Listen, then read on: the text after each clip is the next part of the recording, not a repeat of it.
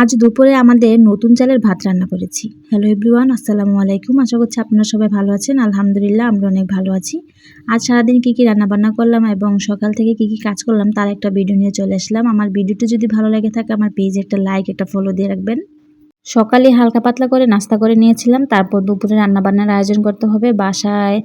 আমাদের বাসার পাশে কিছু কচু শাক ছিল, সেখান থেকে কিছু কচুর লতি উঠিয়ে নিয়ে আসা হয়েছে। মা সকাল সকাল এগুলো উঠিয়ে নিয়ে এসেছে, না হলে আমি একটু ভিডিও করে রাখতাম, তখন আমি আর ছিলাম না। এই জন্য মা সকাল সকালই ঘুম থেকে উঠে কচুর লতিগুলো উঠিয়ে নিয়ে এসেছে, সাথে সাথে কিন্তু পরিষ্কার করে নিয়েছে দুপুরে রান্না করার জন্য। সব কিছু কাটাকুটা করে ধুয়ে পরিষ্কার করে রেখেছে, এখন শুধু রান্নাটা বসানোর পালা। প্রথমে আমি কচুর লতিটা রান্না করে নিব, তার জন্য কিন্তু লতিটা আমি প্রথমে একটু ভাপ দিয়ে নিয়েছিলাম। এখন একটা কড়াইতে পরিমাণ মতন তেল, তারপর পেঁয়াজ কুচি, অনেকগুলো ছোট ছোট চিংড়ি মাছ, তার সাথে আদা রসুনের পেস্ট দিয়ে লবণ দিয়ে ভালোভাবে অনেকক্ষণ ভেজে নিয়েছিলাম। এখন পরিমাণ মতন পানি দিলাম, তারপর সব ধরনের গুঁড়া মশলাগুলো দিয়ে দেবো। এখানে আমি গুঁড়া মশলা ইউজ করেছিলাম হলুদের গুঁড়া, মরিচের গুঁড়া, ধনিয়ার গুঁড়া, সাথে কিন্তু লবণও দিয়ে পরিমাণ মতন ভালোভাবে মশলাটা অনেকক্ষণ কষিয়ে নিয়েছি। যখন মশলাটা ভালোভাবে কষানো হয়ে গেছে, তারপর সিদ্ধ করে রাখা লতিটা আমি দিয়ে দিলাম। লতিটা দিয়ে এখন ভালোভাবে মশলার সাথে অনেকক্ষণ আমি কষিয়ে কষিয়ে রান্না করে নিয়েছি। তারপর আমি অল্প একটু পানি দিয়ে এটাকে আরও অনেকক্ষণ জাল করে নিয়ে শেষে আমি ধনিয়াপাতা দিয়ে নামিয়ে নেব। লতি তরকারিটা খেতে কিন্তু অনেক বেশি মজা হয়েছে। লেবু দিয়ে লতি খেতে কিন্তু অনেক বেশি ভালো লাগে আমার কাছে। দেখতে দেখতে কিন্তু আমার লতি তরকারিটা রান্না করা হয়ে গেছে। শেষে কিন্তু আমি কিছু ধনিয়াপাতা দিয়েছিলাম। ধনিয়াপাতা দেওয়ার কারণে লতি তরকারির কালারটা দেখতে কত সুন্দর দেখাচ্ছে, আর খেতেও কিন্তু অনেক বেশি মজা হয়েছিল। আমার কাছে তো অনেক বেশি ভালো লাগে, চিংড়ি দিয়ে লতি তরকারি রান্না করলেও অনেক মজা হয় খেতে। এমনিতে আমাদের বাসায় সবাই অনেক পছন্দ করে থাকে এই খাবারটা। তাসফির কিন্তু আগে এই খাবারটা খেত না, কিন্তু এখন ইদানিং দেখি ও অনেক মজা করে এই লতি চিংড়িটা খেয়ে থাকে। তারপর কিন্তু আমার লতি চিংড়িটা রান্না করা হয়ে গেছে। এখন আমি একটি মাছের তরকারি রান্না করব। তার জন্য এখানে আমি কিছু ইলিশ মাছ নিয়েছিলাম। ইলিশ মাছের উপরে হলুদ, মরিচ, লবণ দিয়ে ভালোভাবে মেখে রেখেছিলাম। এখন কড়াইতে পরিমাণ মতন তেল দিলাম, তারপর মাছগুলো দিয়ে ভালোভাবে একটু মাছগুলো আমি ভেজে নামিয়ে রাখলাম, কারণ আমার বাবা বা কাঁচা মাছের তরকারিটা খেতে বেশি একটা পছন্দ করে না। এই জন্য কিন্তু আমরা সবসময় দেখবেন আমরা মাছ ভেজে রান্না করে থাকি। এই জন্য কিন্তু ইলিশ মাছটা ভেজে রান্না করব।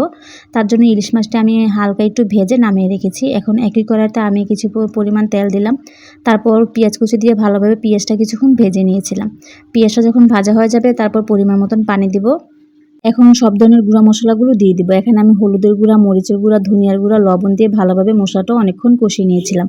ইলিশ মাছ খেতে কে কে পছন্দ করেন? আমার কাছে তো অনেক বেশি ভালো লাগে ইলিশ মাছ ভাজা বা ইলিশ মাছ ভুনা, বা ইলিশ মাছে কাঁচা তরকারিটা যে রান্না করে কাঁচা মাছ দিয়ে, সেটাও কিন্তু খেতে কিন্তু অনেক বেশি মজা। বেগুন দিয়ে ইলিশ মাছ খেতে কিন্তু অনেক বেশি মজা। পাশাপাশি কিন্তু সিম আলু দিয়ে ইলিশ মাছ রান্না করলে খেতে অনেক বেশি মজা হয়।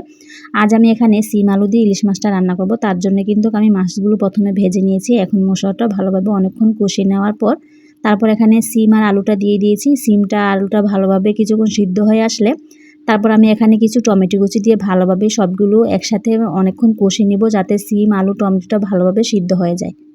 দেখতে দেখতে কিন্তু আমার তরকারিটি ভালোভাবে সিদ্ধ হয়ে গেছে এবং কষানো হয়ে গেছে। দেখুন কষানোর পর তরকারির কালারটা দেখতে কত সুন্দর দেখাচ্ছে। তারপর আমি এখানে পরিমাণ মতন করে পানি দিয়ে দিলাম। এখন ভাজা মাছগুলো উপরে দিয়ে ভালোভাবে এটাকে অনেকক্ষণ জাল করে নেব। ইলিশ মাছ যেভাবেই রান্না করেন না কেন খেতে কিন্তু অনেক বেশি মজা হয়। আমার কাছে তো ইলিশ মাছটা অনেক বেশি ভালো লাগে। ইলিশ মাছ আর রুই মাছটা খেতে আমার কাছে অনেক বেশি ভালো লাগে।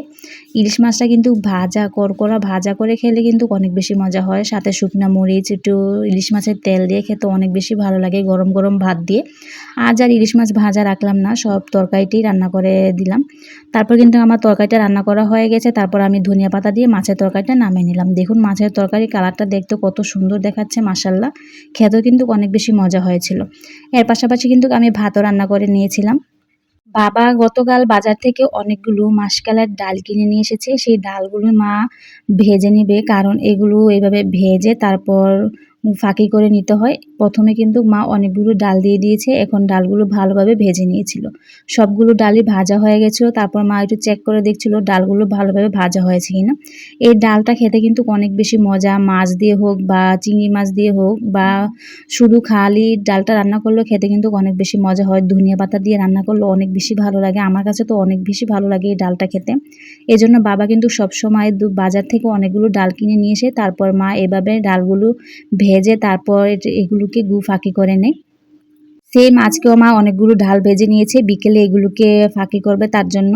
তারপর রান্নাবান্না শেষ হয়ে গিয়ে গোসল করে নামাজ পড়ে নিয়ে প্রথমে তাসফিল আবিদকে খাবারটা খাইয়ে দিয়েছিলাম। তারপর কিন্তু আমি এখানে খাবারটা খেতে বসে পড়েছি। গরম গরম ভাত, তার সাথে লতি চিংড়ি, এক পিস লেবু দিয়ে প্রথমে খাবারটা খেয়ে নিয়েছিলাম। আলহামদুলিল্লাহ খাবারটা খেতে অনেক বেশি মজা হয়েছিল, অনেক মজা করে দুপুরে খাবারটা খেয়ে নিয়েছিলাম। পাশাপাশি কিন্তু ইলিশ মাছের তরকারিটা খেতে কিন্তু অনেক বেশি মজা হয়েছিল।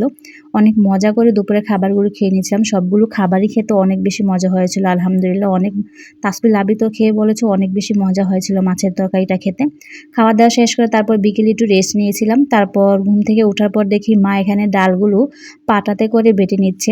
পাটাতে করে একটু বেটে নিয়ে তারপর এটিকে একটু কুলা দিয়ে ঝেড়ে একটি বক্সে ভরে রেখে দিবে। তারপর যখন ডাল রান্না করবে তখন একটা ব্লেন্ডারে করে এগুলোকে সামান্য পানি দিয়ে ব্লেন্ড করে নিয়ে তারপর ডালটা রান্না করবে।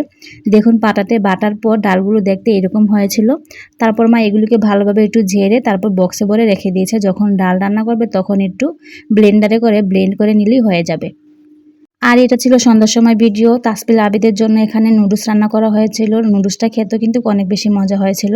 তারপর আমরা সবাই একসাথে বসে কিন্তু সন্ধ্যার নাস্তাটা করে নিয়েছিলাম আলহামদুলিল্লাহ।